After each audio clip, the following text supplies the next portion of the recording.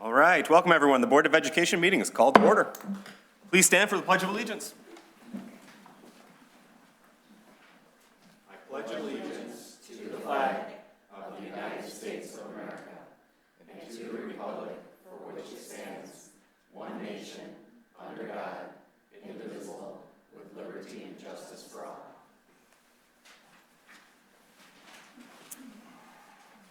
Okay, roll call please. Secretary Joslin. All members are here except for Member Sutherland, Member Piggott, and Member Wagner. It's my understanding that Member Wagner is just running late from a cross-country meet. Okay, colleagues, now moving on to the approval of the agenda. If there are no objections, tonight's agenda will be approved as presented. Okay, excellent.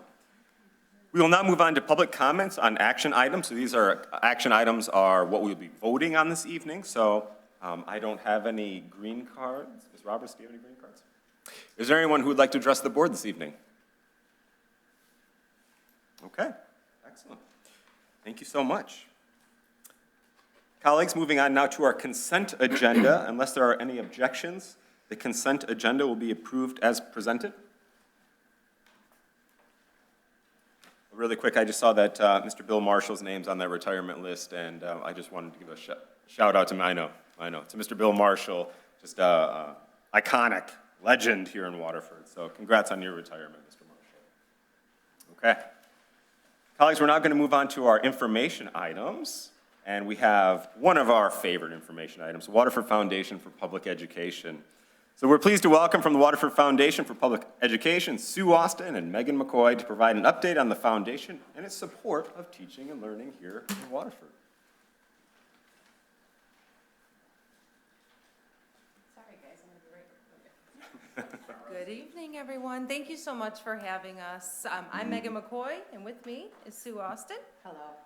So I just wanted to give folks a little bit of an idea of what is the Waterford Foundation for Education. It's an organization that has been around since 1984 when it was founded. We are a 501c3 nonprofit organization.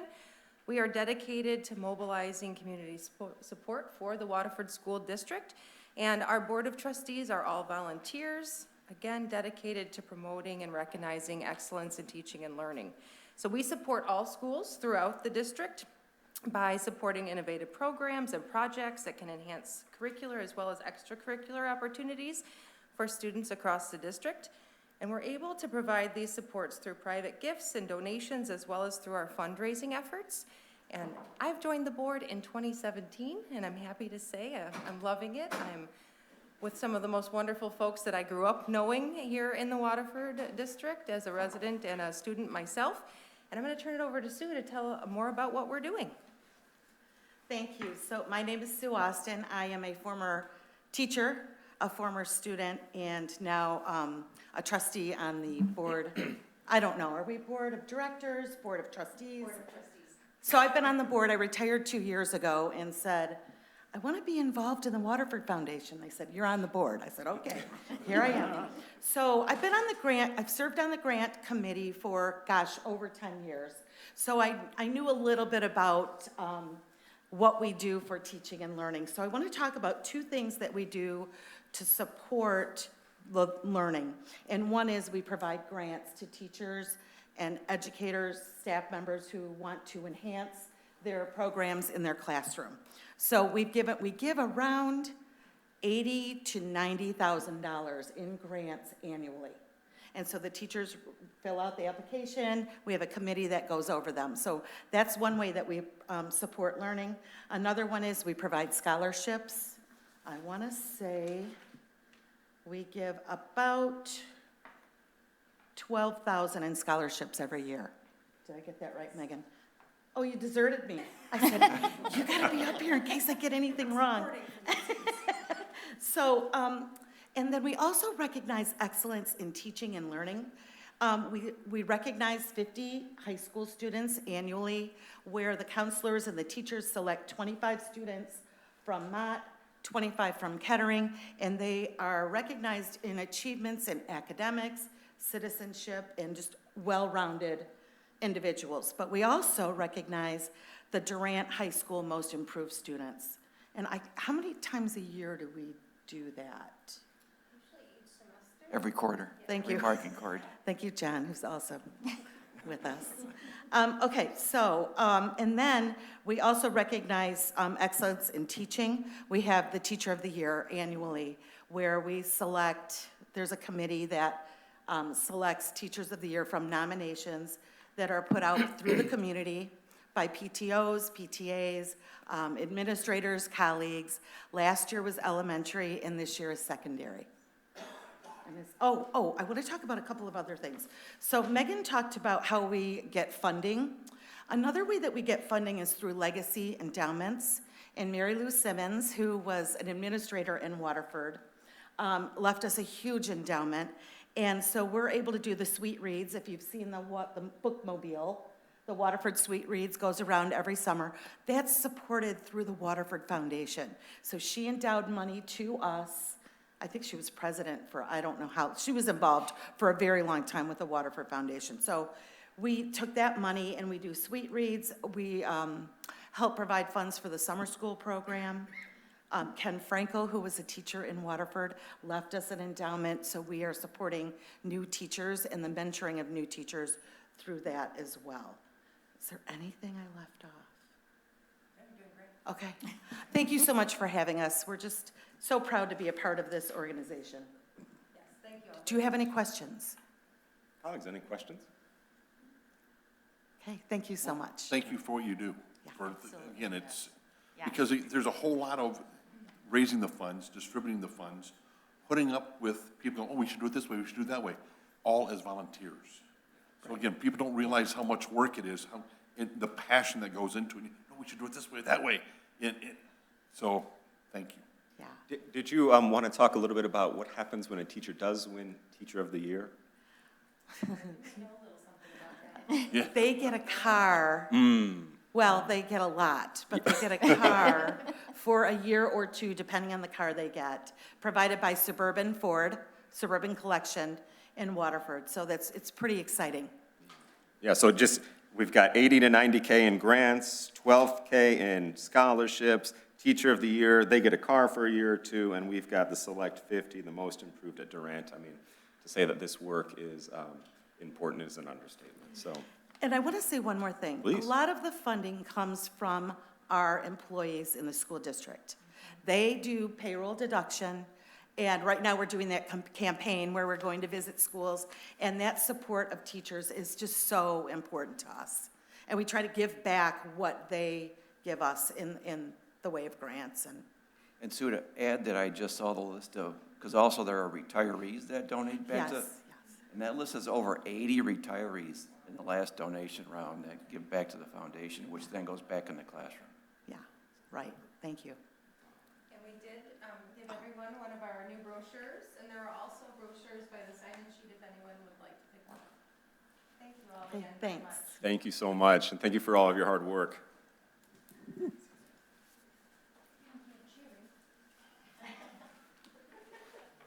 Right. I'm sorry, Ruth Selector's in the audience, and Ruth has been a board of directors for the foundation for decades, and so, thank you, Ruth. Shout out to Ruth.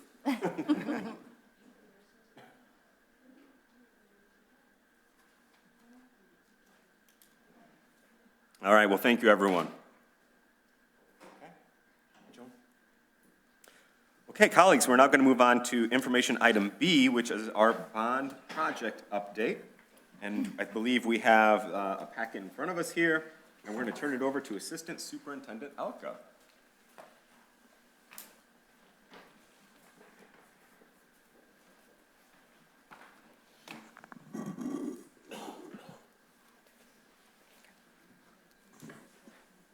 Thank you very much for having us here to talk about some of the projects that we completed in the last year. Can you hear me? Okay. Barton Mallow is the district's construction manager. They represent the district in our role of overseeing all the projects and dealing with the vendors. My role is to oversee Barton Mallow and determine the projects and the scope of the projects that we do in coordination with them and our architect, French. Tonight, Carla Ramirez, project coordinator, and Kevin Kalach, our superintendent, will talk about the various Bart Mallow projects that we've completed in the last year. And then I will end up talking about some of the Waterford district projects that are overseen by John Keglovich. So I'm going to introduce Carla really quick. You might remember Shiloh Johnson. She came to a couple of our board meetings. Carla is replacing her. Shiloh unfortunately moved on to another job, but Carla has been with us for, about a year or two now? Close to a year. So she is familiar with the district and our projects, so it is a nice transition as well. And of course, Kevin's been with us for quite a while now. So again, we have people that are familiar with our buildings and our projects. So, before we begin here, just as a refresher, what we're getting here is an update on the construction projects that have been funded by our 2020 bond. Yes, they are, yes. Yes. You can, All right, well, to start, I want to say thank you very much for having us here tonight. It's really exciting that we've been a part of this project, and the projects are exciting. We've been working close together as a team. I thought to start, I'd like to introduce the rest of our team, even though they're not here. Larry Bukowski, he's our senior project manager. Many of you may know him. He's been here, I think, close to 6 years now. Ann Siegel, she's our project accountant, and she works really close with the accounting department. Kevin Kalach, he's our lead superintendent, and many of you probably have questions for him since he's lead at Stepanski, and he's doing a great job. I introduced myself, Carla Ramirez, and our other superintendent, Randy Barker. He works on several projects. He also managed Kettering High School. And then we have a new addition to our team, Scott Stoback. He's the project coordinator. And I do want to say we work really closely with French Associates. They take your and the school's vision, put it to design, and then we are managing the project. So I think it's important to acknowledge that they work really close with us. So 2022 projects. Over the last 10 months, we've managed 8 projects. Those projects include Village Elementary demolition, Stepanski site work, phase 1 of that. We also started the actual construction of Stepanski Early Childhood Center. Kettering classroom remodel and office renovations, and then Kettering MEP, which is mechanical, electrical, and plumbing. And then T1 technology infrastructure, media center window replacement, and KMS canopy repairs. And then back to Stepanski, the water main. So Village Elementary, that's how we started this year off, with the demolition at Village. We did complete that work in May, and this picture here is about a month after it was completed. Yeah, this project went very smooth. The only hiccup we had was at the first month, maybe, we had some vandalism, and we had some equipment broken and some things stolen, but other than that, it was a great project, and it finished really well. Oh, when the building was standing. Yeah. Yeah. Stepanski Early Childhood Center, Kevin's going to give us updates on that progress. We started last fall on the building site, on the building pad. We worked as long as we could through the winter until weather got too bad. And then we started up again as soon as the frost laws lifted in April. We finished up the building pads and the underground.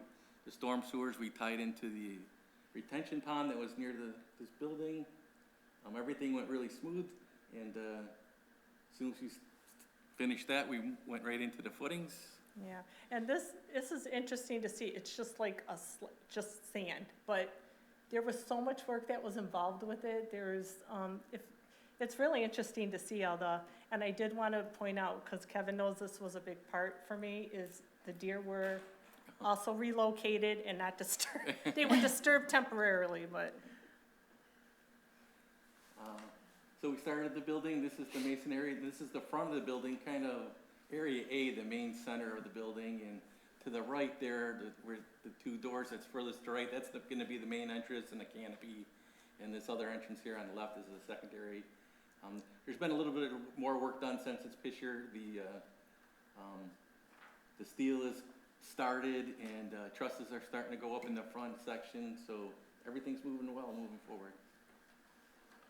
Yeah, it's starting to really look like a castle with the parapets. Yeah, it does have a castle feeling to it when you walk through the corridors. It's long corridors and it's really cool. This is a picture of right after we did the floors in Area B, or the first area closest to Airport Road. All the underground pummeling is in, all the underground electrical is in, that's a load of floors, and those diamonds are the areas where the columns go. And we'll have another picture showing the columns. This one right here. Yeah, so here's all the columns that are in, and then right now we have all the steel is almost complete on this section. The decking's going on top of the roof right now. Yeah, each photo's kind of showing a progression, like, you know, so it's really interesting to see it all. This picture here is, this is the main entrance, basically, where you come in, all the windows and between the main offices and the main entrance there.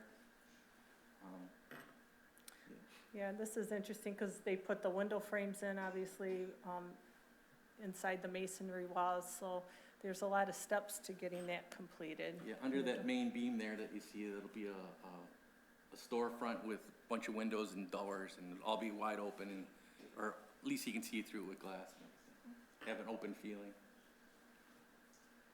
This is a picture of the trusses that are going in.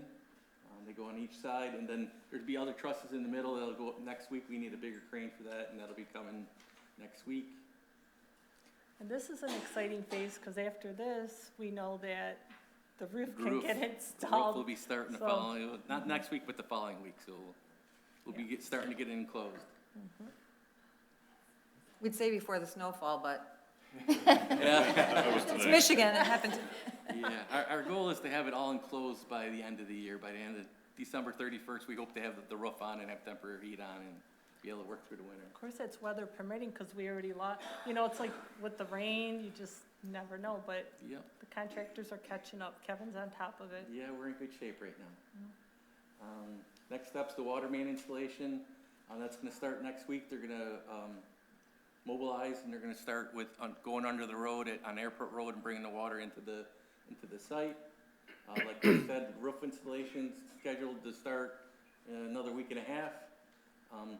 Site work phase 2, that'll happen next summer. We plan on getting the rest of the underground utilities in the front portion of the building. And there's a lot of pavement that goes around the building, lots of sidewalks, and there's a fire road that we had to put in for the fire department, and so there'd be a lot of concrete, so we wanted to get that done and get the landscape in and get the grass going next summer, so by the time 2024 comes, the kids will have a landscape that's taken hold already, and it'll be nicer. Yeah. Okay. So moving on to Kettering classroom remodel and also office renovations, and then mechanical, electrical, and plumbing work. In regards to the office renovations, I mean, the whole area was redone. We put in new administration offices in. We put in a new counseling center, new bathrooms. There's also a new meeting room, new workroom. There's gonna be some photos here. Here's a couple photos. Here's the hallway in the counseling, in the whole administration area. And it really shows somewhat, it's an open floor plan, and I wish the pictures could do it justice because there were so many windows installed on the interior and also the exterior, and they do go down to the ground, so it's really nice and open. The picture over there to the right, that's the counseling center, which is right off of that hall. This is just the administration offices and the assistant principal offices. And then here's a photo of the teacher's lounge. There's new ceiling tiles and new lighting. They put those LED lightings in, new flooring. In the workroom there, they did get new casework and cabinets, also new lighting and then the flooring. And I'm just gonna call out, because this is the only picture I see this in, but there is a new piece of technology in there, and there's an access point right there. I don't have any other photos of technology. Yeah, this was quite a trying project for Randy. There was a lot of demo and a lot of issues and a lot of work, but he pulled it off and got it done, and it turned out very nice. Yeah. And this is a picture of one of the classrooms. It's actually a computer lab. In about 30 classrooms, we redid the flooring, we did the paint, ceiling tiles, the lighting. We put the new lighting in, which Dimmable teachers, switches, staff, yeah. everybody loves because it has the dimmable switches and the motion. We also removed some old radiant heaters, so it freed up some space, and it really made the classrooms more clean looking. And we did renovate 2 gang bathrooms. Here's a photo of one. They were just completely refinished. We did have to, once we started working in a couple of the bathrooms, we realized that a lot of the plumbing behind the wall had to get replaced, so that was a little bit of a extra work. But Randy pulled it off as he did everything else, and it got new tile and plumbing fixtures, toilet partitions. It got the new epoxy floor, and the alcoves are also redone, so those turned out really nice.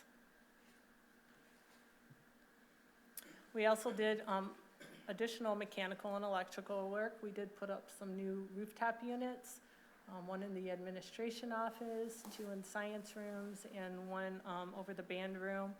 There was a dehumidification unit that has not been installed yet. That was a long lead time. It actually just came in this week, so we are pending scheduling that installation.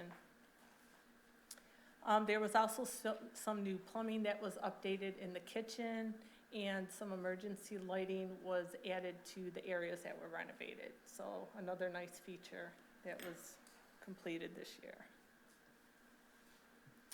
And included in the scopes, we also replaced the handrail at Haviland and the ship's ladder at Mott.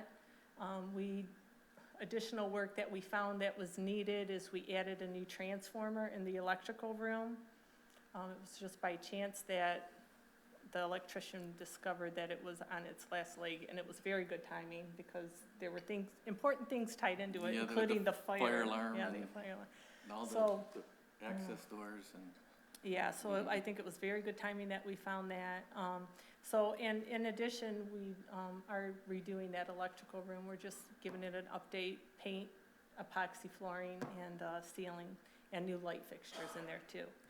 And then in the hallways at Kettering, it was almost like at the corners, the foundation had cracked the tiles. Yeah, between the cafeteria and the gym in that area, there was an area where the floor was poured and it had some settling. And I think they replaced the VCT a few times and it still cracks. So now we put some LVT luxurious vinyl tile that's supposed to have a little bit more flex. So hopefully that'll So last that was a lot supposed to longer. be completed today, so we're excited to see what that looks like, because it's a different color, and it's also gonna give the hall corridor some character little- too, right? Because it's little like a different accent. design. Where is there a ship at Mott? The ship ladder, what is that? Oh, The ship ship ladder. I don't know of a ship over there. And we just call them ship's ladder. It's just a ladder that goes up the wall and reaches the new, The PAC. no, Is it's, it the roof? yeah, it accesses the new chiller we put on the roof. What's a cooler ladder then? It's not a ship ladder. You're confusing me. Yeah. Ship's ladder sounds cooler. It does, but I'm thinking, Especially when they're the Corsairs, and I'm like, they have I'm a ship thinking over too. there? I don't want to ask a question because, if the ship's right there, okay. It's just a steel ladder. Yeah. But it does look like a ship's ladder. Well, maybe we could do a tour sometime. Another project that was awarded towards the end of this year, it was in August, was the media center window replacement and the KMS canopy repairs. They started those canopy repairs and finished those, so that's pending punch list right now. The media center windows, those are next in line to be repairs, but those are long lead items, and we're not expecting to get those until the end of the year. So installation is going to be weather dependent on those. Is that the media, let me cen- go which back. media centers? The is that media for? centers at the elementaries. At the All elementary of it, all schools of with the it. cupola window. Yeah, with the cupola at the top, yeah.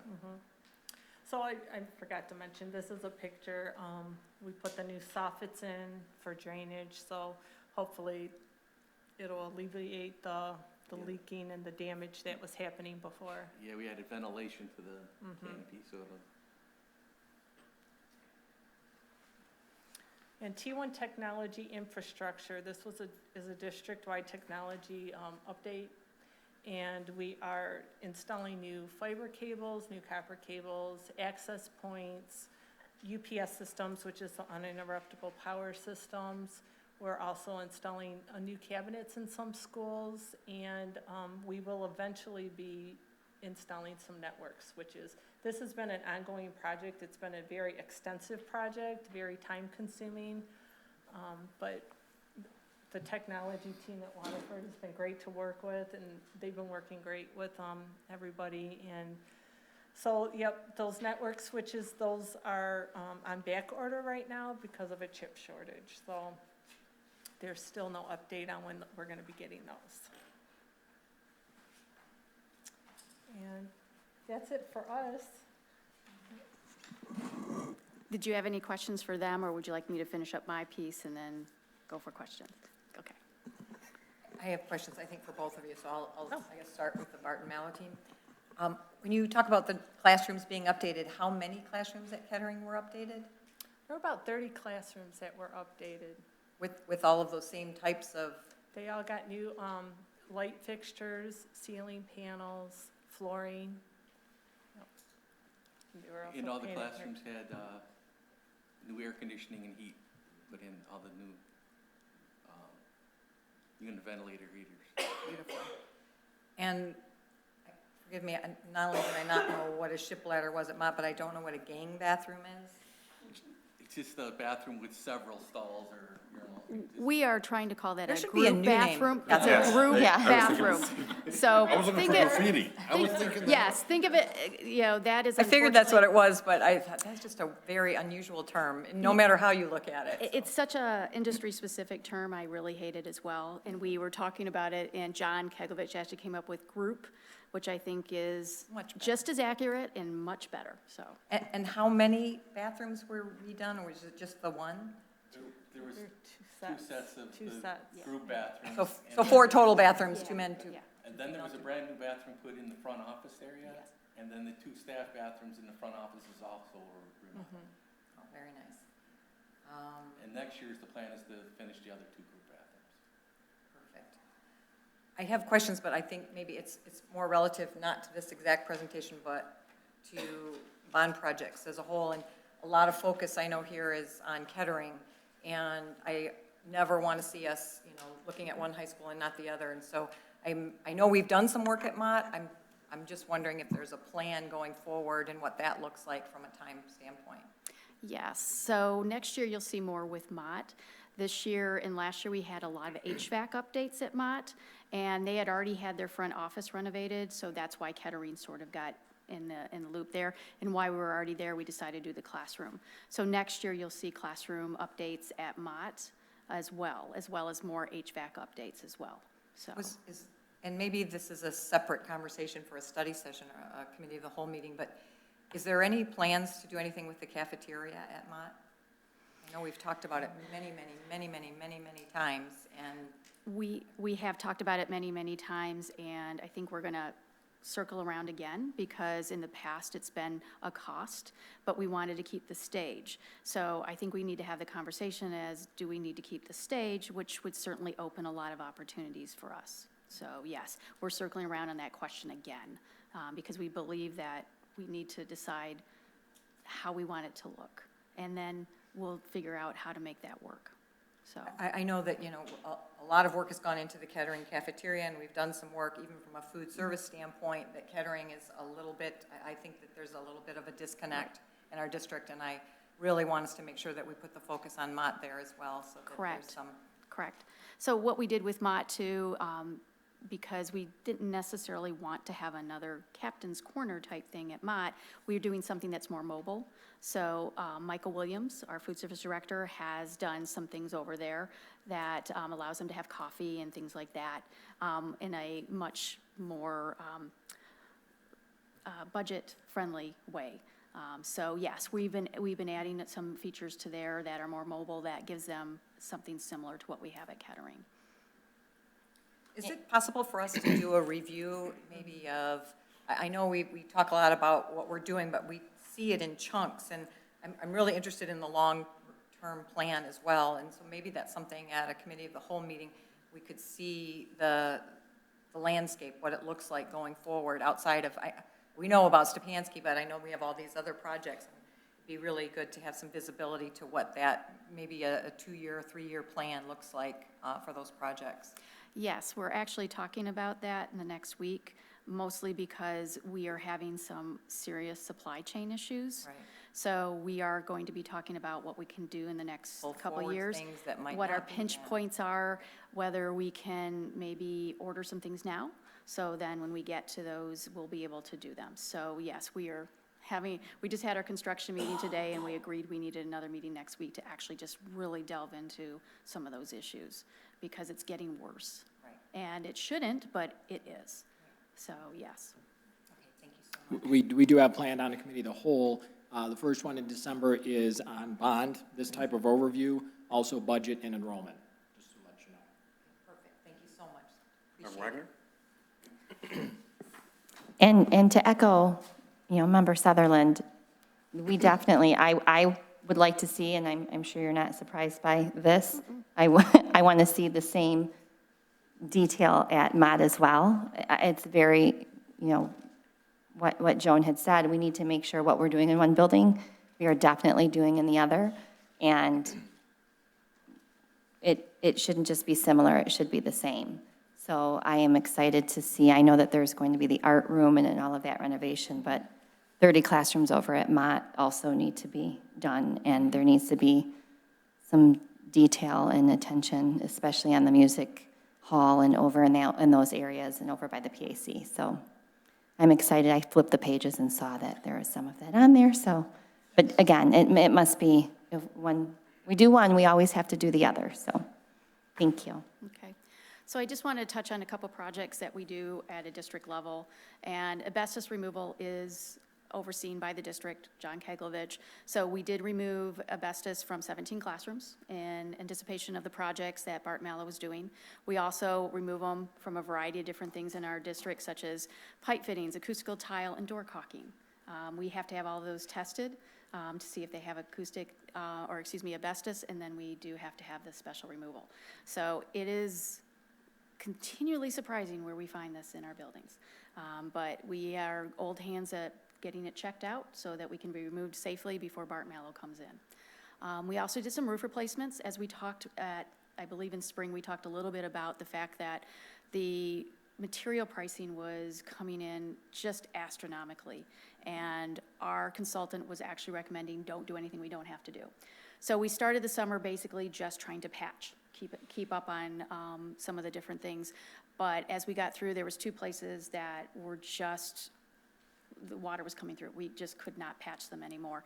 So Kettering, where we have the 3 science labs, it's approximately 13,000 square feet. We actually had to do a complete replacement. So we went all the way down to all the layers of the roof came up, and then we started doing the layers again, and that included, the tar, the membrane, all those kind of things. And then Pierce, there's a partial roof by the computer lab that was leaking, so we went ahead and did a complete replacement of that small section.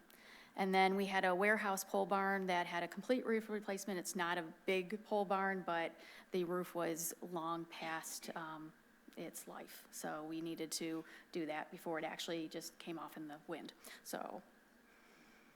And we wanted to just talk about some of the things that we'll be doing for next year, and we're in the planning and bidding stages on many of these projects. So we're looking at doing paving at Kettering. We're doing more HVAC updates and the art room updates at both high schools.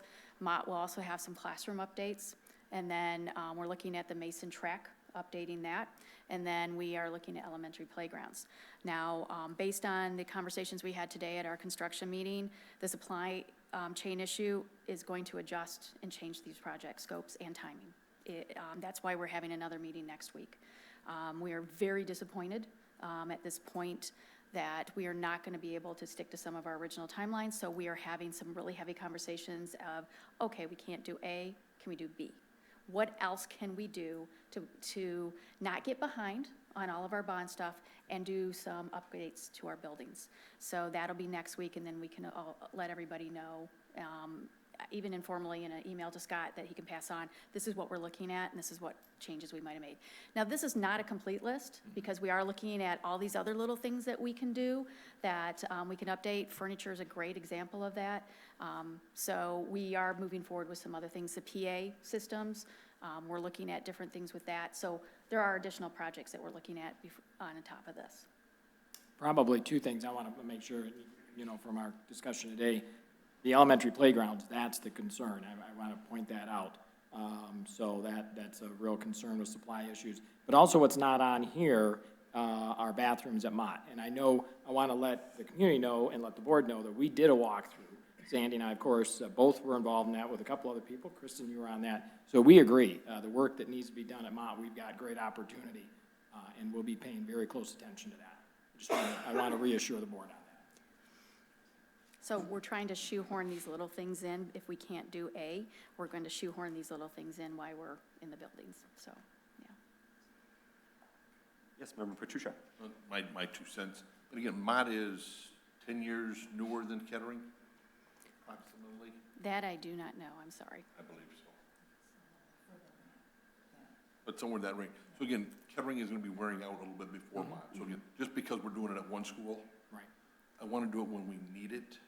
Well, they have a new bathroom, I want a new bathroom. They have a new hat, I want a new hat. They have a new, we have to do the needs. If we're, classrooms and things like that. But I don't want to just, well, it's here, it's there, it's matching. They're like children. Not everything is always the same, always has the same needs. It's just my personal concern is, I don't want to just, well, we have fresh paint here, we have fresh paint there. Well, paint is one of those easiest ways to refresh an area, Yeah, and and it's we've always done needed. that. So we always try to look at opportunities where we can give the same sort of nice Fresh look. upgrades. Yeah, fresh look to each one, but we also are looking at, the example is with the food service, but we could do that in a different way. So we were able to do that in a different way, but give them the same opportunities that the other high school. But you're correct, you're always looking at the life, and you always want to keep that refresh schedule going. But it is a delicate balance, and we are very much aware of That's all I'm looking at, just to keep keeping it an the eye on same. it, isn't just, we, react to that type of thing. It's, the bathrooms, presuming the one is at Kettering, is just outside the cafeteria, that used to have a terrible smell, and that would be the pipes that were bad in the walls. Yes. Again, we had redone it a time or two before that, but it still didn't fix all the problems because there was a bigger problem. Yes. Overbuilding, just these things come up. And I do thank Randy Barker, who's the superintendent of that. He's the one that actually, when they opened the wall and he saw there was a small drip, he started investigating it. So we do believe we actually found the actual source in it and solved it. So fingers crossed, but we do believe that we went the extra mile to make sure that there is no issues behind the wall. But it would be one of those weird things that we could have easily missed. I think we hit the pipe, and that was how we went, oh, look at all the water coming out. And then we're like, okay, now we can investigate. And then it was then the second light bulb went off. I bet you this is why we've been having that smell. But it wouldn't normally be something that we would normally catch. So we were very fortunate to have Randy sort of taking that extra step when he saw it. That's somewhere we don't have the history of, because again, I want to say it wasn't that long ago that we redid that one, but my years was it 5 years or was it 15? So, it all seems the same. Thank you. I do think, oh, sorry. Sorry, Joan. I do think, though, it's important, because I'm in that building, and I'm in Mott, and I'm in Pierce, and I'm in the elementaries. It is not just because we want it to be the same. There is some desperate need over at Mott, as you know from our walkthrough a few weeks ago. That building needs some desperate attention. And so I think it's important that maybe as a whole, as a board, we should be, visiting all of our buildings so that we understand what it is that you're doing. Because I think it's important, if we're in the buildings a lot, we see it. And I think it would help give the board a better understanding. So I don't know if that's something that maybe we could try and schedule because I think it would be important for all of the board members to understand the need and where the need is at, to get a better understanding of what we are supporting and approving. Because it's not just a matter of making sure if you do one for the other, it's that there is some very, very desperate need over there for those areas to be addressed. That sounds good. I was just going to say that exact thing as my first point, and then, Mr. Petrucci's point is also really well taken, that it isn't, they are different schools, they're different buildings, there's different needs, there's different things that have broken and that need to be fixed, and, but I specifically remember when we did the cafeteria upgrade at Kettering, we said, well, what about Mott? And so I hadn't heard what we had done over at Mott, and so I appreciate knowing that, and to that end, I would like to see a backlog when we talk about it. What are the things that you are aware of that are on this backlog, so that we at least are aware of what's coming, what will be coming through the pipeline, right? When parents are saying things and questioning, we can say, yes, we are aware, or no, we're not, and let's take a look at that, so. Other comments or questions here, colleagues? I think on the whole, just to thank our community, because again, through this bond, 2020, this is exciting stuff. As we plan for the future, we see what's happening now, and even as we sort of look back to the things that we might need to repair and take care of right away, this is exciting work happening in Waterford. So, great. And I just want to throw out there also, if anybody wants to tour the Stepanski site, feel free to reach out to me and stop by the trailer anytime, and we can arrange something. Usually after 3 o'clock is probably a little better, because most of the guys are leaving or cleaning up. So if anybody's interested in having a tour or seeing the site, Thank you for that invitation. I imagine we'll work yeah. with Megan and Scott to maybe set something up. That would be really great. Did you guys lose a set of keys out in front of it this morning? Yeah. That's what it looked like. And again, the banging on the, I don't know if it's a cement mixer that loosened up all the cement stuff each morning, about 7:45 or so? Yeah. Yeah, I hear that. Yeah. Let us know if you ever need another supervisor. Yeah. We got you. Maybe, Yeah, we try not to, I think they're starting at 7:30 now, so hopefully it's not too early. Member Wagner? I have one quick question for you. Could we come and sign the beam before you enclose it? Oh, yes, we'll have when we raise the last beam, we're going to have a Little party? Yes. Oh, We are good. definitely having a signing party when we have that. So Okay. I think we were talking originally November, Yeah, like late probably November? Pretty close. We'll definitely make sure we get the word out here within the next week or so when we'll do that. So we'll probably talk about how we can make this into a big deal that it really is. Are the floors all done? Through 3 of the sections, by tomorrow, through 3 of the sections, they'll be done out of the 5. I don't want to get too far ahead and. You can write my name down in there somewhere. So Well, we could do that. We could put Rob needs his handprints. handprints. a handprint, yes. So, You're pouring concrete tomorrow? yeah, in area E, so, area, What time? first thing in the morning, what I get. So areas B, Start at 7. A, and E will be Still poured sleeping. by tomorrow afternoon. So it'll be 3/5 of the school will be about, the floors will be done. But I want to make sure we can keep the steel and everything so we don't have any problems with the floors if we get freezing weather. So. Kevin, Carla, thank you so much. Thank you for Exciting having stuff. us. Thank you.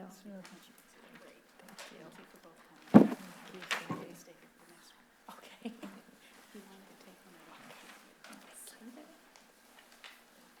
All right. We're now going to invite up Mr. Jim Beaver for a security update.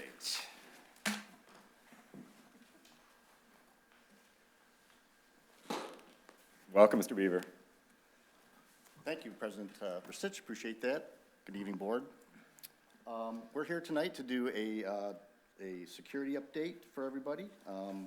Give you a little update and a progress report on the security assessment that we did in the spring. So to start off, just wanted to remind everybody the extent of the assessment that we did. In March of '22, SEC, we contracted with them to come out and do a district-wide security assessment. With that assessment, they did a comprehensive physical site assessment of all the buildings, interviewed each building's administration and safety security personnel, walked through and inspected each building, did policy review of all of our safety and security policies, and then provided us with a written assessment report. out of that report, we identified 3 focus areas: training, procedure, and equipment. So from that, we just wanted to give you an update of what we've completed and what we have in progress. So under training, we did some extensive training at the beginning of the school year, and really focused on safety and security for all staff. On August 22nd, we conducted ALICE training for all of our year 1 through 5 teachers and support staff. Again, a great partnership with the Waterford PD. Our liaison officers came in, provided that training, and did a really nice PowerPoint presentation with everybody. Then on August 24th, Deb Cooper and her team put together a robust day of professional development for opening day, and really helped us support the safety and security initiative that we wanted to get across. All elementary and secondary teachers, teaching staff participated. Part of that involved an ALICE review with everybody, security upgrade that we've conducted over the summer, security requirements for employees. Every year we send out a list to employees, top 10 security things that you should be mindful of. And then awareness. Deb actually put together a really neat little, kind of a passive reminder for folks. It's a bookmarker, and it has safety and security protocols that we just need people to be aware of. And, you know, we've really gotten great feedback on it. And those are things like, when you go back to your building, where's your AED located at? What's the closest exit to your classroom? Where are your reunification points at your schools if we ever need to evacuate? So put a lot of that information on there, and provide it in a bookmark form where hopefully they're going to hold on to that and be mindful of that as they go throughout the school year. Along with that, we kind of did just a refresher for all staff about what our restorative practice processes are, gave an introduction of behavioral threat assessment, and introduced our SAFE team. It was super cool. All of our SAFE team members came on and introduced themselves, and each did a little piece with their introductions that they did, and just can't say enough about that team and all the good work that they do. And then the next day on August 25th, with the secretaries meeting, returning secretaries, again, focusing on safety and security. We got some new nurse support in the district that we talked to them about. We gave them an overview of the equipment upgrades that they can expect to see when they go back to their buildings. And looked at just, you know, every year with our emergency operation plan, we do updates with building information.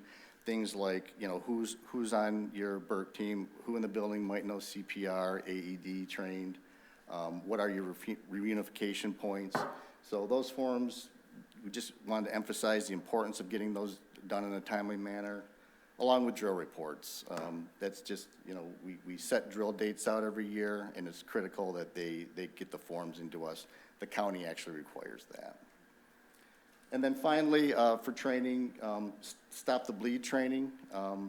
As mentioned, we have a new nurse resource in the district. Mallory Roback comes through us through Health Bar, and she's just been an invaluable resource. And she got together with our video department with Jane, and they put together a super nice video about Stop the Bleed training.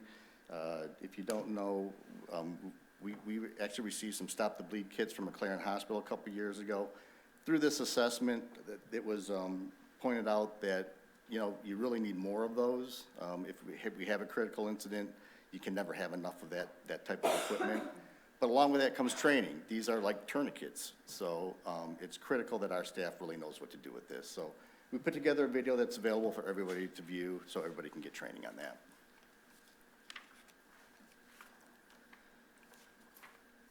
Under procedures. So what we got done, actually this past Monday, we conducted some extensive behavioral threat assessment training. And just so you're aware, behavioral threat assessment, it's really a proactive approach to looking at threats. It's an assessment model that helps guide us in determining, you know, what are the threats that could be out there, and when they come to us, it's kind of an approach to where we bring a lot of people into the process to get a lot of eyes on it to see, is there a threat here? Is it not a threat? And how can we improve to make our structures more secure? Dr. Melissa Reeves came in. She is a national authority on this, and she's actually worked very closely with the Michigan legislature and the Michigan State Police, and she will be doing a lot of training throughout the state. She actually conducted some training in the spring at Oakland schools where some of our staff members participated, and that's where we really started to get this information and wanted to bring it into Waterford. As you can see, you know, counselors, psychologists, social workers, our police liaison officers, our school safety coordinators, the SAFE team, and then building and office administrators participated. And again, this process really relies on a multidisciplinary approach to make sure that there is a diverse group reviewing these situations when they come up to make sure that we can put the right supports in place. Emergency response protocols, we were able to update all of our safety display maps. If you aren't familiar with those, they're in the hallways in all of our buildings, and they let visitors and staff know where all of our exits are located at, where our AEDs are located, where tornado shelters are, and it has a site map on it for reunification sites and also. Doors. We went through that. This was kind of pointed out in the assessment that we needed to do a little bit of work on numbering our external doors. So we did that. Not only did we put the door numbers on the outside of the doors, we put them on the inside, and that was recommended through this process. So if anything crazy goes down, folks on the inside can relay that to emergency response personnel. They can relay that to responding officers, and they can know exactly where to pursue the threat. And as mentioned, we have on-site nurse support now. We've always contracted with nurse support to help us with our plans of care. With COVID, we brought in some additional nursing support to help us manage COVID, and Health Bar really did a nice job with their staff, and Mallory Roback is an outstanding nurse who is here with us now. We were lucky, you know, to get her. She's a product of Waterford, so we're really pleased to have Mallory, and she's doing a great job. And not really related to the survey, but we kind of want to give a little shout out to the podcast series that we do. We led off the podcast series this year with a safety and security update, and Ann Cruz and myself sat down with Scott and Sarah and had a discussion about safety and security. Procedures in progress. We have a PA assessment out there that we're conducting right now. So when that comes in, we'll be able to provide more information on that. What's PA? Public address system, our PAs in our buildings. The next focus area, let's see, I went through training, went through procedures, getting a little ahead of myself. The final area is equipment. So what we were able to do this summer was purchase some emergency rolling duffels, and that's significant because the old emergency bins that we had were big plastic totes, and it was pointed out in the assessment that, you know, in a critical incident where you need to take that information, those totes have additional flashlights, emergency supplies, class lists, and things of that nature. It would have been very cumbersome to carry that tote out. So we purchased rolling duffel bags, kind of like a hockey bag, if you're familiar with that, to help with the mobility of those supplies. In those, emergency supplies were all updated. First aid kits, we went through all of the first aid kits throughout the district to make sure that they're supplied sufficiently and that all the supplies in them are fresh and ready to go. Stop the bleed kits, as was mentioned, we purchased additional stop the bleed kits for every building. And then we conducted handheld radio maintenance, which we do on an annual basis, but you know, some things have come up through the assessment. An example would be like a Crary. We have multiple programs at Crary, so our vendor actually helped us develop a channel that all three areas could talk at once in the extent of an emergency. So that's a real plus. Equipment and process, so we do, a lot of camera requests came out through the assessment also, so we have a bid out there right now to get additional cameras, additional thumb locks. Those are the quick locks that we have on all of our classroom doors. After the assessment and throughout the summer, I just want to let you know that we've installed and repaired a lot of these thumb locks. Now we're kind of getting into deeper spaces into the building, so we continue through this process, but we continue to work on that. And one thing I want to point out, and the last piece is additional card readers, so that came out of the assessment too. One thing I want to point out, as you've heard in the previous presentation, we are experiencing supply chain issues with this too. Obviously with everything that's going on in the supply chain, but with the events that have occurred in our country this past year with safety and security, that market is really high demand. So it's going to take some time, but we are committed to moving forward on these projects as we're able to. Next steps. So next steps, we want to prioritize our equipment needs when they come in. Like I said, with the camera, we're going to do a cost analysis and do what we can do right away. We did focus on getting information from each building, so each building will get something from this. We focused on 3 or 4 cameras for each building to begin, so we can make sure that at least everybody has a little extra coverage. The PA assessment, as was mentioned, we're waiting on that to come in, and really, you know, we want to make sure that that information is used to help us with communication in the buildings. Camera monitors for the police liaison officers. In their offices, we were kind of, we had camera monitors in a couple of the liaison officers' offices, which would display all the cameras in the building. We really felt it was important that they all have that resource. As far as staff training goes, we're doing a makeup day for ALICE training. Anybody who did not receive ALICE training in August has been directed to attend one on November 8th. Further rollout, you know, after we kind of build our foundation with behavioral threat assessment and get the implementation rolled out, we want to have more discussion with our staff on that. Visitor screening, that's something that was pointed out in the assessment. Just really, when people come to our front doors, you know, we have an intercom system and a monitor system, but, you know, somebody comes up and shows you their ID or tells you who they are, okay, so what? So then what happens? So our vendor really gave us some thoughts on additional things that we could do to really maybe just screen people a little bit better and make sure that we're a little bit safer.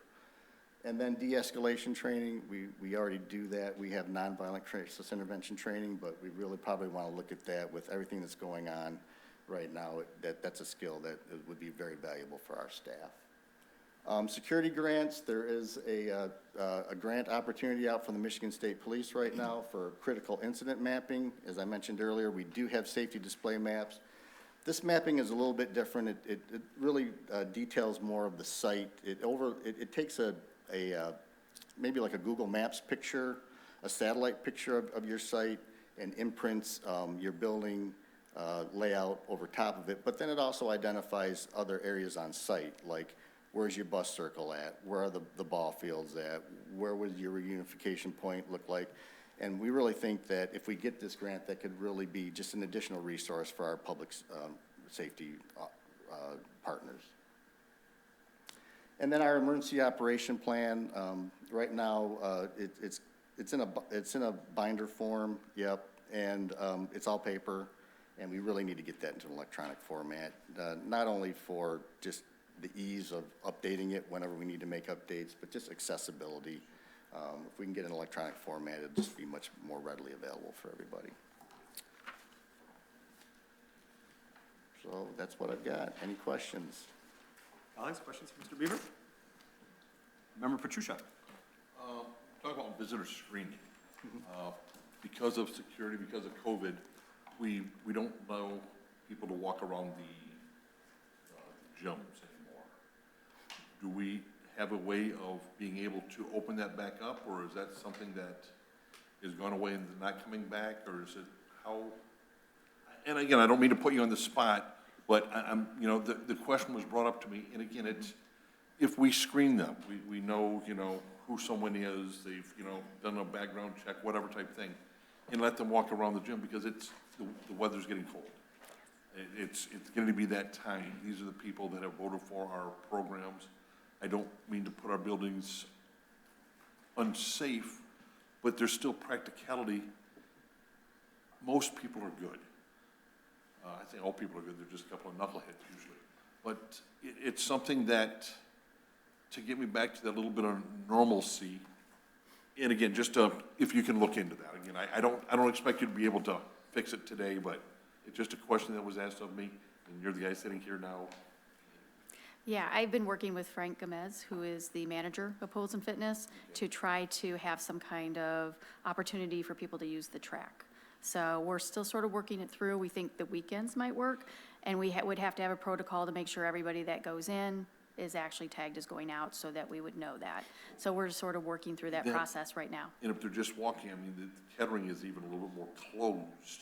You know, there's not they're not going to use the pools or the equipment, but if they were able to just walk there, I don't know if that's an option, but just something to look into to give them an idea of there could be hope.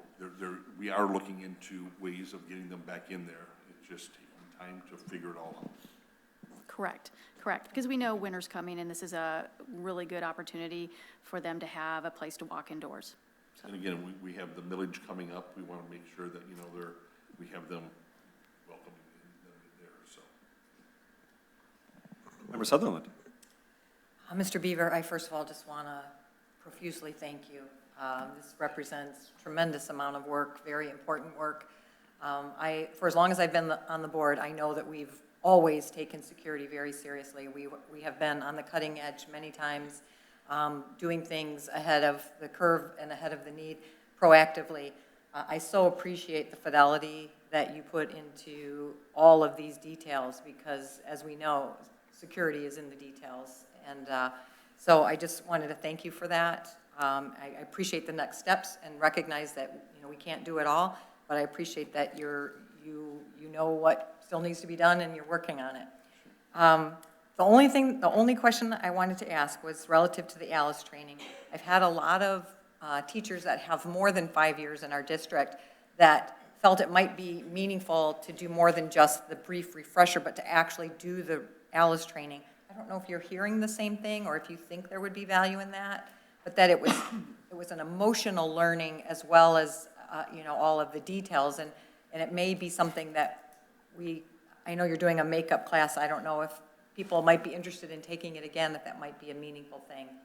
Yeah, that was a huge initiative when we first did that back in 15, I believe, when we first brought Alice in. And yeah, that not only involved doing a PowerPoint presentation, but then it was scenario-based training that we did, breaking everybody out and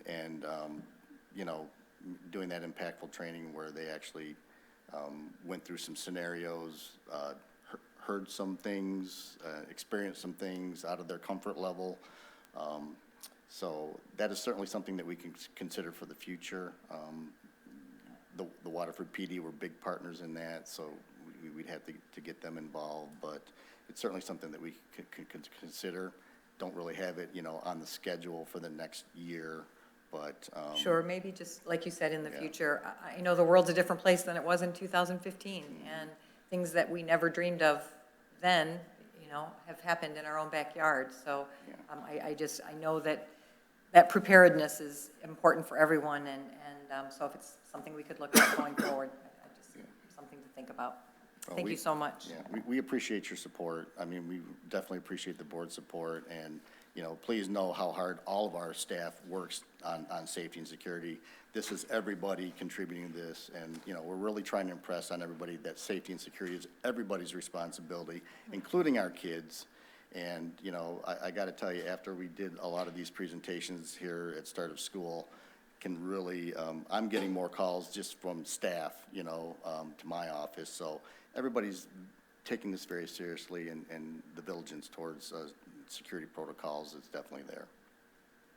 And I just want to reiterate, too, as Mr. Beaver outlined at the beginning of the presentation, that what we just saw here was the result of an audit from a former Secret Service agent that we brought in, did a deep dive from every aspect of the school district safety program, protocol, made some recommendations, and everything that we see here is a direct response to that. And I think it's just important to emphasize a couple things, that the presentation just outlined a series of resources, so the bleed kits, the emergency supplies, but not only are we making sure we have the resources, but we're training our staff on how to use those resources. Again, those resources aren't going to use themselves. And as you saw here in the presentation, preventative measures, thinking about our restorative practices, our de-escalation, because that is part and parcel of the whole security apparatus and program here. And just to the communication to the staff, we saw some today, and that's just so important to make sure that everybody's on the same page. So again, I just wanted to emphasize that and thank both of you for this hard work. So, colleagues, other comments or questions here? Thank you. Thank you. Thank you. All right.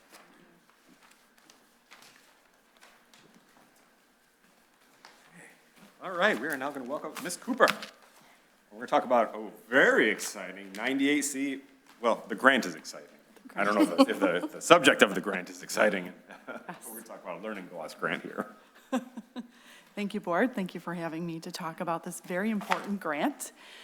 So this is a grant that we're applying for, but it has some different rules and really kind of hoops that we have to jump through differently than some of the other grants.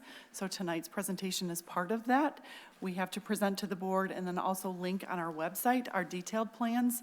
So it's kind of mimicking and mirroring some of the other ones, but this is a requirement of that grant. So our learning loss grant funds will be used to provide before and or after school academic assistance to address gaps in instruction. Specifically, Waterford School District will be employing research-based strategies and tutoring sessions and increasing in student engagement on Lexia, on Power Up, on Success Maker, and Amira to accelerate learning. Our funds will cover stipends for staff to work directly with the students, which enhances their engagement with these programs, and to progress monitor growth within them. We also have to state for the state of Michigan our accountability measures for success, which will include assign-in sheets, dashboard reports from the vendor programs, in addition to defining our metrics. So we will be reviewing Lexile level growth, improvement within our standards that we're assessing, skill set mastery is determined in formative, benchmark, and summative assessments, including but not limited to NWEA, for example. We have an early estimate of our funding of just over $38,000, which doesn't seem like a lot, but to put it in perspective, this program will mimic a program that we had under the 23 ABC. So A, B, C were last year that included our summer program, that included credit recovery for grades 9 through 12, and then also our before school program. So with last year's program, we ran that in multiple elementary schools in Mason, and we spent about $24,000. So even if we get the bare minimum of $38,500, we will exponentially be able to improve upon the number of students that we can service and then make sure that we're expanding that hopefully to all 9 elementaries and then both middle schools. So with that extra bump in funding, we're excited to be able to offer that. We will have final funding determined in January or February, so if they give us more, we'll be very happy to spend that. So I'll be working with the building principals to develop those plans which are unique to the needs of their building. I don't want to mandate that they must have this program 4 days a week when it would be better served to have it 2 days a week with more staff to assist students. So we'll be giving them their bucket of money, so to speak. They will be working with me to develop that plan. We'll budget that out. We have to detail all of the metrics, keep spreadsheets of how we will be monitoring the students. And then as this grant evolves, it's my responsibility to come back to you if it changes at all, but this is our initial plan. I'll be working very closely with principals to make sure we have the accountability measures. Then in July, I have to present that to the state of Michigan so that they can go in front of the state legislative body in August. So that is our plan for the expenditures of funds. Are there any questions? Member Himmelspah. Is it going on now? We have not started it yet because that would violate. Come till January. Right. We're supposed to have it done by July. We have to present to you before October 30th. Then we have to link it to the website. Then we can start that roll out, which I would not do until it was presented to you. So information will go out to the building principals tomorrow. because I won't violate what we say we're going to do. So then we can start rolling out the plan. We know that our minimum will be $5.50 per student. That can go up because not every school district will be applying for this grant. It's a lot of work, but for me, the work is worth it for our students. I will do paperwork all day long if it betters our students. So I'm willing to invest in what we need to be doing for our students. Not all school districts will do that. So that's where I'm saying we'll get the final expenditure number later. So the state will take the $52 million allocated for this particular grant and then subdivide it by those school districts that made sure they presented to the board, linked their plan to the website, and hit all of the assurances and wrote up their plan with full fidelity, which we intend to do. I'm just trying to understand the state recognizing that there needs to be effort put to improvement. What Yes. time period are they trying to give us that we're supposed to put this in place and then end it? They're not going to end it, they're just giving us the final funding. So what we know for sure is that our baseline is $5.50 per student. That can go nowhere but up. So I'm budgeting for the minimum and knowing that that can increase, but I won't exceed that budget until we have final expenditures. So that is to say, if that increases in February, then we can add staff, we can add additional programming, but I won't exceed that beyond what we know to be our budget as of today. So really, at the end of the day, Mrs. Cooper, we can spend that money from January to June? That's it. Yes, and again, I'll be happy to spend more if they give us more. Of course, we will find a way to spend that money. Yes. Okay. Any other questions? Yes. So there is an end, the end of the school year. We Yes, really ma'am. just have a second semester type program, January through June. And $5.50 a student is not very much from the state, nor is $38,000. But if anybody can work magic with that bucket of money, it's you and I'm our going to try. principals and our teachers. So Yes. I want to thank you for, there was someone that once said, if a nickel falls on the floor, Waterford will do everything they can to pick it up and find it. And Yes. this is another one of those examples that those kids that are benefactors of these programs, that is worth far more than the $5.50 that we get. Absolutely. And so to help them with those learning loss gaps and to help close that gap is an incredibly meaningful endeavor. So thank you for that. You're Thank you welcome. to our finance department for working to get us in place for that grant. And thank you for all that you do to ensure that our youngest citizens, that our children in our schools are getting the help that they need. So really, really great news. You're welcome. Anything else? Colleagues, other questions? Okay. Thank you very much. Thank you. All right. We're now going to hand it off to Superintendent Lindberg for the 2023-2024 School of Choice Resolution. Oh, I'm sorry.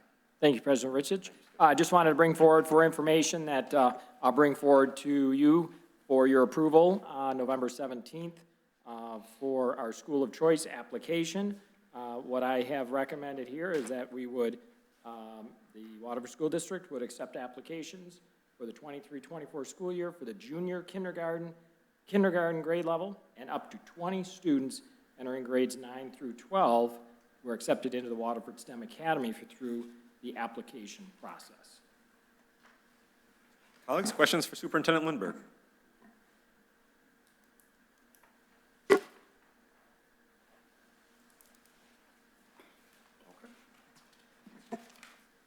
Very good. Very good. Okay. Thank you, Superintendent Lindberg. Let's now hand it off to Treasurer Sutherland for new business.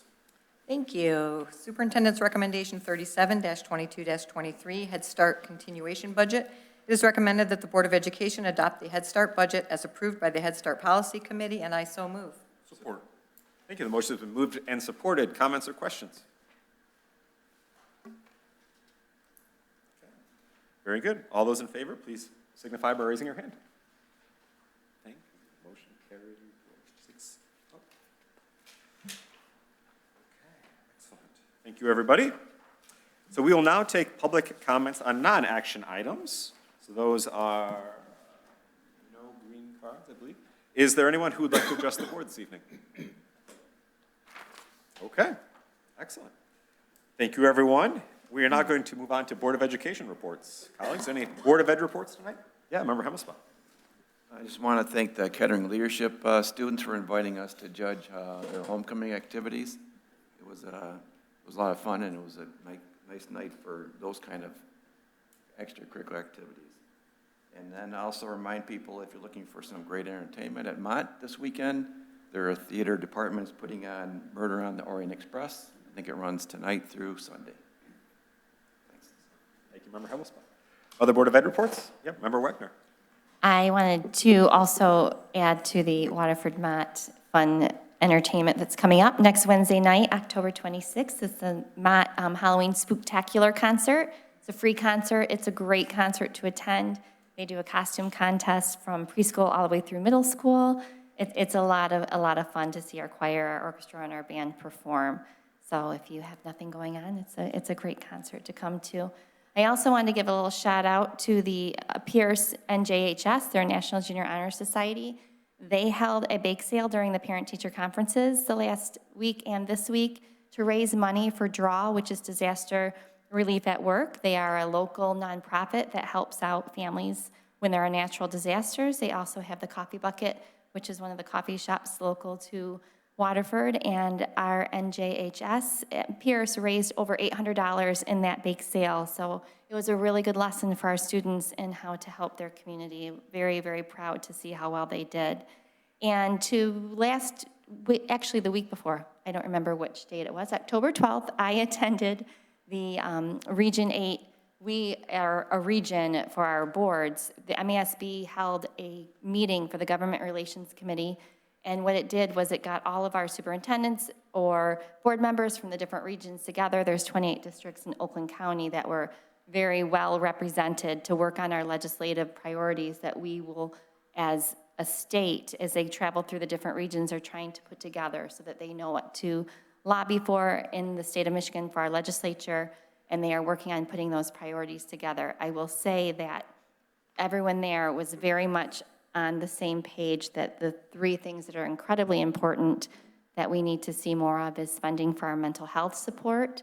That was very much the theme with all the districts, that we need more resources in our buildings. We need more funding overall, and to really start supporting more for the universal preschool and to really put more support into early education. So it was a really good meeting to attend. They will be sending out a survey for all of us to be filling out because they want to make sure that they have a well-rounded from our entire state so that they are definitely lobbying for the right things in regards to public education. So it was a good meeting to attend, and it was nice to see other board members from other communities, and also at the same time know that we aren't living in a snow globe, that we are all feeling the same impacts and dealing with the same challenges. So that's all. Yes, Member Sutherland. Oh, go ahead, Julie. No, go ahead. Just a reminder that I know if you are walking the planet, you probably know there's an election coming up. But in that election, Waterford has a non-homestead millage renewal and reinstatement, restoration, I think is the word. So that is something that for the homeowners, there's no cost to homeowners. It is businesses and second homes in Waterford that are the non-homestead property tax. So if you have any questions or anything that you would like to ask, please don't hesitate to reach out to our administration or to a board member, and we can talk you through whatever your questions might be, but just a reminder to vote. And that's it for me. Colleagues, Member Joslin, I'm sorry. Yes. Just a reminder that Youth Assistance has another shoe drive this weekend. It's Battle of the Badges. So Waterford Fire Department versus Waterford Police Department. I haven't turned in all my shoes, so I'm going to divide them in half and put half in each truck. So we have that. And then they also have their annual pumpkin contest. So when your kids decorate, they can paint. They can glue stuff on them, they can carve them, whatever, have them submit their pumpkins to Youth Assistance. They're gonna have the community will vote on them by age, and then the winners, I think they got a gift certificate last year. So you can go to the Waterford Youth Assistance website, submit your stuff for your kids, and I love voting on that, so that's all I have.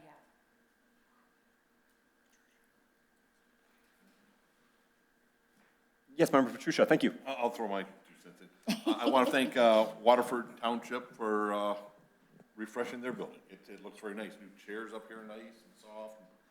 The chairs, the carpet, it looks very nice. And this Saturday is the Mott Kettering football game. I believe Saturday at 1 o'clock. So I believe the weather is supposed to be wonderful again. Beautiful. So, come on out for a day of football. Absolutely. And really quick, too, I had the great honor last night of serving as Master of Ceremony for the Americana concert over at WK, Waterford Kettering, and what a blast. That was terrific. I had so much fun. Not only did I have fun, but the students, our string ensemble, our chamber choir, our jazz combo, I'm going to miss some group, but it was incredible, so much fun. It was packed, hundreds of people there. And 2, really quick shout out to the Waterford Foundation for Public Education, because due to one of their grants, the legendary Mr. Frank Putty was able to bring in some art from his connections, and it was displayed in the lobby at Kettering. So just a wonderful night for our performing and visual arts. And thanks to the Waterford Foundation and to Mr. Beard, Mr. Adkins, and Ms. Laird for the invitation. And also, the Knutson Trunk or Treat is going right now. Yes, Member Sutherland. Just one other comment, and I'm going to try not to cry. Our colleague and dear friend, Heather Halls, has been battling for almost 3 years, well, actually 12 years with cancer, but almost 3 years since a pretty devastating surgery. Insurmountable obstacles that she continues to fight, and she continues to battle. She is weary, and her body is tired, and so they have, Heather has been moved to hospice care, so if you could just keep her in your thoughts, and her family, raise them up in prayer as they travel this really difficult path. It's been a very long, painful, heart-wrenching path for all of them, and these next couple days are going to be really tough. So thank you all for your support and your kindness. Excellent. Thank you, everybody. We're now going to turn it over to Superintendent Lindberg for the superintendent's report. Thank you, President Rissich. We have also some good things to talk about our music department, and specifically our marching bands. Congratulations to Kettering marching captains and the Mott Marching Band. Kettering received first place and in Class B, and also won the caption for the best music in Class B, and Mott won third place band in Class A at the Scholastic Marching Band Invitational held in Troy recently. Also at the MSBOA District 4 Marching Band Festival, the Kettering Marching Band took home a set of 3 Division I superior ratings. This was judged as a superior performance in all 3 of the judge captions: music, marching, and general effect. This is quite an achievement for our marching captains. In addition, the Mott Marching Band participated in the Eastern Michigan University Band Day this last Saturday. Students got to experience a college marching band game day with everything from a morning practice, football game, and performance on the field during halftime. The halftime performance included almost 1,000 musicians, so great opportunity for them. As Member Petruccia mentioned, we have a big game this Saturday. It'll be at Mott. It starts at 1 o'clock. Also, I want to mention we'll be doing our time capsule reveal, so that will be a special bonus item on Saturday. For Principals Month, I'd like to take the opportunity to extend my sincere appreciation to the amazing team of building principals we have here in Waterford for their visionary leadership and tireless pursuit of success for all students. And as Member Sutherland mentioned, a very important election with the millage coming up, renewal, restoration. It is a zero tax increase to homeowners that will guarantee that our school district continues to receive the same funding that we are receiving today. So that is on November 8th. Thank you for your consideration in that. That's all I have. Thank you, Superintendent Lindberg.